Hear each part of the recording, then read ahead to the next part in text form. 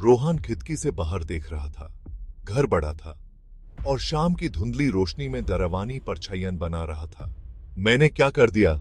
वो फुसफुसाया। उसकी आवाज पछतावे से भरी हुई थी। उस ये पुराना घर खरीदने का मौका मिला था। ये एकदम सस्ता था, छोड़ने लायक नहीं।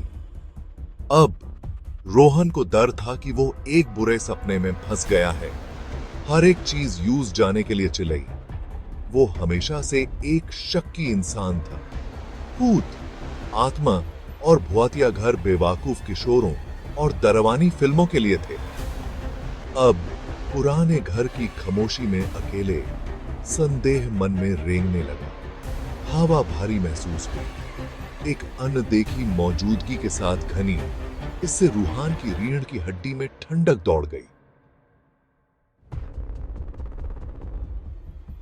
यह बस एक पुराना घर है, वो बुदबुदाया, खुद को समझाने की कोशिश कर रहा था। लेकिन अंदर ही अंदर डर ने उसके हौसले को कमजोर कर दिया। प्रिया का माथा थिकुच गया जब वो घर में दाखिल हुई। आइसिस जगह के बारे में कुछ अजीब है, उसने कहा। रोहान ने जबरदस्ती मुस्कुराहट दिखाई। यह बस एक ऐसी धैन जो घर की दीवारों से निकलती प्रतीत हो रही थी। जैसे जैसे अंधेरा गहराता गया, घर की खामोशी असहनीय होती गई। यह कोई शांतिपूर्ण खामोशी नहीं थी। यह एकदम घोंटने वाली भारी खामोशी थी, जिसे पुराने घर के कभी कभार की क्रैक या कराह की आवाज से रोका जाता था। रोहान और प्रिया ड्राइंग रूम में बैठे थे। एक अकेला लैंप दीवारों पर लंबी टिमटिमाती हुई परछाइयां डाल रहा था। अचानक ऊपर से एक आवाज ने खामोशी को तोड़ दिया। यह एक धीमी आवाज थी, जैसे कोई या कुछ लकड़ी के फर्श पर कुछ भारी चीज खींच रहा हो। रोहान और प्रिया जम गए। उनकी आंखें डर से फैली हुई थीं।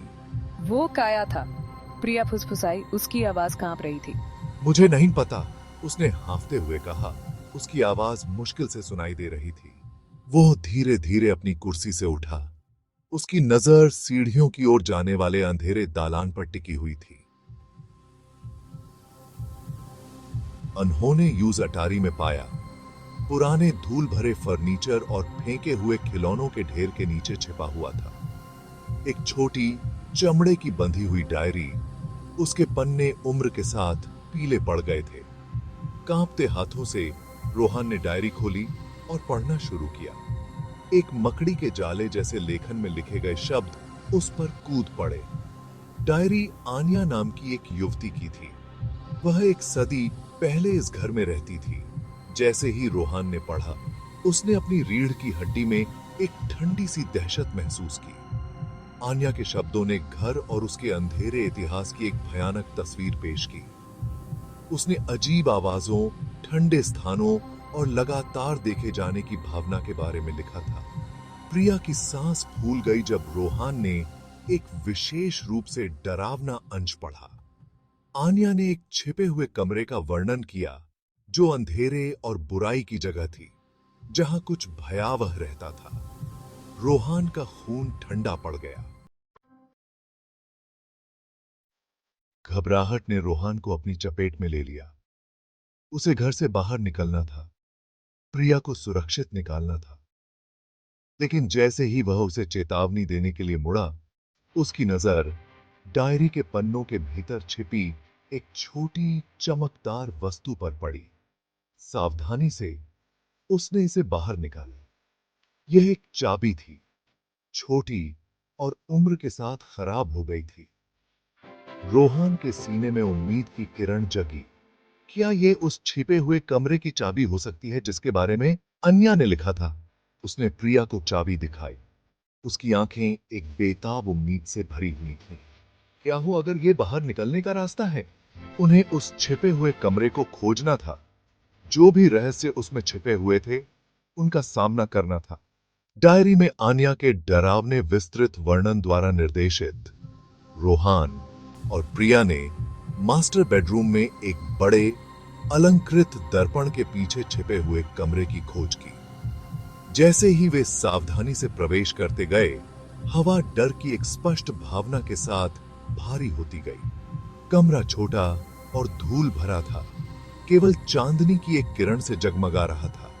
हवा क्षय की गंध और कुछ प्राचीन और बुराई से भरी हुई थी। रोहान ने अपनी रीढ़ की हड्डी में एक कंपकंपी महसूस की। यह एक आदमी का चित्र था।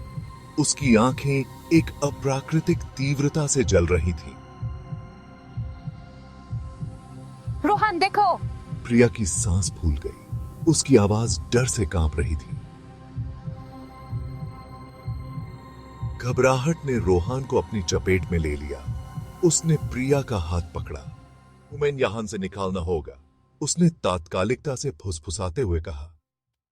लेकिन जैसे ही वह दरवाजे की ओर मुड़ा, उसे एक बीमार एहसास के साथ एहसास हुआ कि वह गायब हो गया था। जिस दरवाजे से वे दाखिल हुए थे, वह गायब हो गया था। उसकी जगह एक ठोस दीवार ने ले ली थी। वे फंस गए थे। रोहन ने दरवाजे के हैंडल को हिलाया, लेकिन वह हिला नहीं। उसने अपने शरीर को दीवार के खिलाफ फेंक दिया, लेकिन कोई फायदा नहीं हुआ। कमरा उन पर बंद होता जान पड़ रहा था। अभी इस साल हवा घनी और दम घुटने वाली होती जा रही थी। क्या हो रहा है? वे घर के अंधेरे के बीच फंस गए थे। बाहर निकलने का कोई रास्ता नहीं था। स्विच